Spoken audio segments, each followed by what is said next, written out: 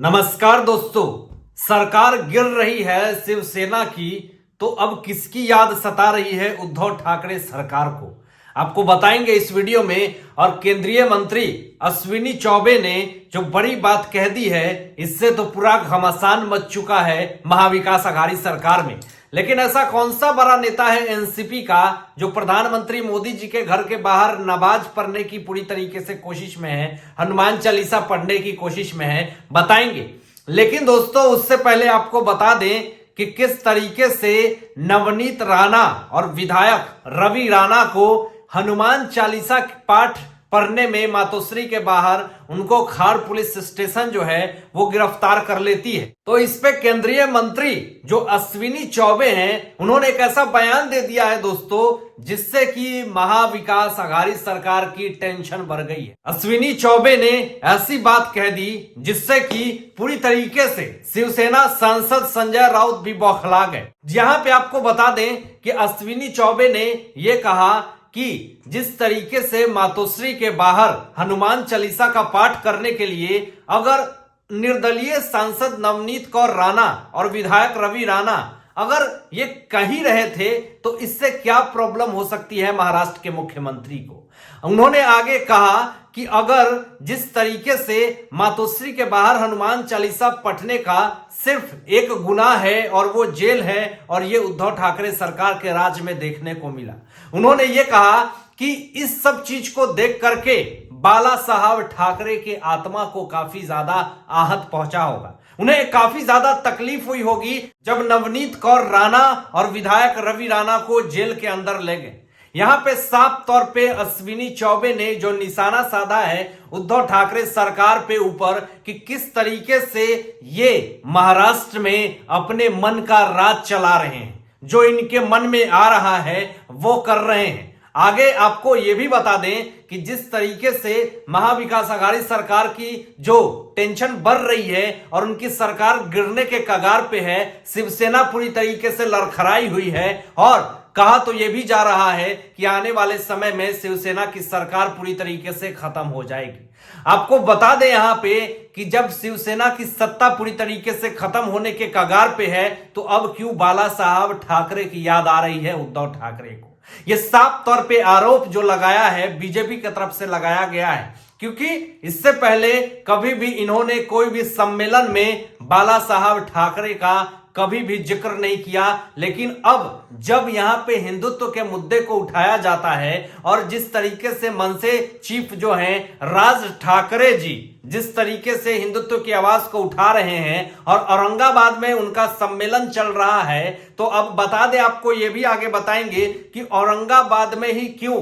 Chief जो है मनसे के वो राज ठाकरे क्यों औरंगाबाद ही चूज करते हैं, ये भी आपको बताएंगे। लेकिन यहां पे आपको यह भी बता दें कि साफ तौर पे यहां पे शिवसेना की सरकार गिरती हुई नजर आ रही है, तो यहां पे अब उद्धव ठाकरे सरकार जो है वो बाला साहब ठाकरे का हिंदुत्व का बात को सामने रख रहे हैं और जो उनके बात को आगे बढ़ा रहे हैं, जो बाला साहब ठाकरे के हिंदुत्वता की आवाज को बुलंद कर रहे हैं, वो राज ठाकरे कर रहे हैं। लेकिन इससे पहले इन्होंने कभी भी बाला साहब ठाकरे का कभी भी हिंदुत्व का बात नहीं रखा। तो आज साफ तौर पे उद्धव ठाकरे सरकार की तरफ से मनसे चीफ राज ठाकरे को यह आरोप लगाया जा रहा है कि बाला साहब ठाकरे की तरह भगवा वस्त्र धारण कर लेने से कोई हिंदुत्व नहीं बन जाता है, कोई हिंदुत्वता की आवाज को नहीं बुलंद कर पाता है। यह साफ तौर पे तंज कसा गया है राज ठाकरे जी के ऊपर। जैसी स्थिति शिवसेना की अभी हो रही है, उन तमाम स्थितियों में सबसे ज्यादा अगर समस्याएं हैं तो उद्धव ठाकरे सरकार को। अब सोर्सेज और सूत्रों से जो खबरें आ रही है वो ये आ रही है कि उद्धव ठाकरे सरकार के करीबी शिवसेना बड़े बड़े मंत्री जो हैं वो इस्तीफा दे देंगे। और सूत्रों से ये भी खबरें आ रही है कि 22 शिव सैनिक जो हैं वो इस्तीफा दे सकते हैं। इससे साफ तौर पे ये पता चलता है कि शिवसेना नेता में ही आपसी में फूट चल रही है। साफ साफ पता चल रहा है कि मेल मिलाप नहीं है, जिस कारण से ये आमतौर पे अपने आप में ही उलझे हुए हैं और जिस तरीके से विवादित बयान देते हैं इनके नेता, इन तमाम चीजों को देखते हुए यही लग रहा है कि ये महाविकास अघाड़ी सरकार, तीन पहियों की सरकार जो है वो पूरी तरीके से लड़खड़ा रही है। आपको यह भी बता दें कि महाविकास अघाड़ी सरकार को यह पता है कि आने वाले समय में महाविकास अघाड़ी सरकार ज्यादा दिन तक चल नहीं पाएगी, तो इससे साफ तौर पे कुछ राजनीतिक मुद्दाएं हैं जो इंटरनली चीजें हैं, जिसमें कि शिवसेना अपने आप में पूरी तरीके से मैदान छोड़ करके भागने के फिराक में है। लेकिन आपको यह भी बता दें कि यहां पे खबरें यह भी आ रही है कि बीजेपी और मन से गठबंधन कर चुके हैं और ये आगे का प्लान जो है वो किसी को नहीं पता है। आने वाले समय में बहुत बड़ा भूचाल मचने वाला है और शिवसेना और महाविकास अघाड़ी सरकार सिर को पकड़ने वाली है। अब आपको यह भी बता दें कि जिस तरीके से मनसे चीफ राज ठाकरे जो हैं वो औरंगाबाद में सम्मेलन कर रहे हैं और लाउड स्पीकर के मुद्दे को पूरे देश और दुनिया में उठा रहे हैं, लेकिन राज ठाकरे जी जो हैं औरंगाबाद ही क्यों सम्मेलन करते हैं, जहां पे आपको बता दें कि 2000 से ज्यादा पुलिसकर्मी उनकी सुरक्षा के लिए, जगह जगह पे सीसीटीवी कैमरा, और उनकी आपको यह भी बता दें कि जो खबरें आ रही है सोर्सेस से 10 गाड़ी क्षतिग्रस्त हो गए हैं और राज ठाकरे के गाड़ी के पीछे 100 गाड़ी का काफिला चल रहा था। और अभी जो खबरें आई वो ये आई कि 10 गाड़ी पूरी तरीके से क्षतिग्रस्त हो चुकी है और क्षतिग्रस्त हुआ लेकिन किसी को कोई भी आहत नहीं पहुंचा है, ये खबरें आ रही है। लेकिन आपको यह भी बता दें कि क्यों औरंगाबाद ही उन्होंने ये जगह को चूज किया है। इसमें राज ठाकरे ने बताया कि 34 साल पहले बाला साहब ठाकरे ने भी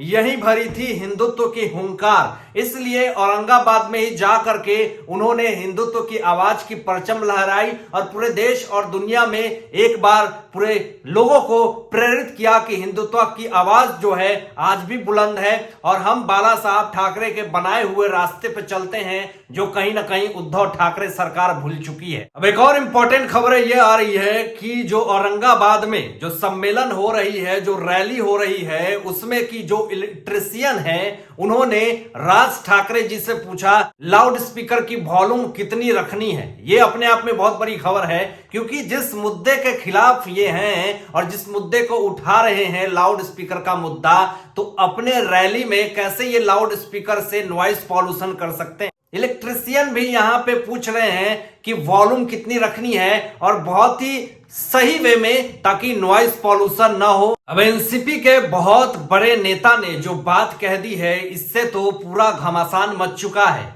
वो कौन सा नेता है जो कि ऐसी बयान दे करके अपने जाल में खुद फंस चुके हैं। उन्होंने कहा कि प्रधानमंत्री मोदी जी के घर के बाहर ये नमाज पढ़ेंगी, हनुमान चालीसा का पाठ पढ़ेंगी। वो कौन नेता है आपको बता दें, लेकिन उससे पहले बता दें कि गृह मंत्री अमित शाह जी को भी इन्होंने पत्र लिखा है। आपको सबसे पहले बता दें कि मुंबई उत्तर जिला कार्यकारी अध्यक्ष फहमीदा हसन खान ने गृह मंत्री शाह के नाम पत्र लिखा है। उन्होंने लिखा कि मैं फहमीदा हसन खान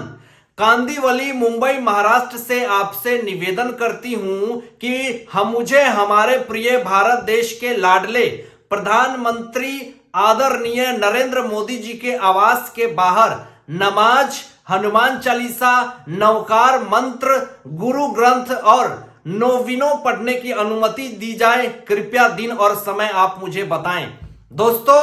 ये कैसा सम्मेलन करने की कोशिश कर रही हैं, ये साफ तौर पे लग रहा कि प्रतिशोध की भावना, और इसमें कोई भी तर्क नहीं दिखता है कि आखिर ये बदले की भावना करके क्या साबित करना चाहती हैं। आप क्या सोचते हैं? इन तमाम मुद्दों पे अपनी विचार जरूर व्यक्त कीजिएगा और ऐसे ही लेटेस्ट अपडेट पाने के लिए इस चैनल को सब्सक्राइब करके बेल आइकन प्रेस कर दीजिएगा और अपने दोस्तों में शेयर जरूर कीजिएगा। सत्यमेव जयते, जय हिंद।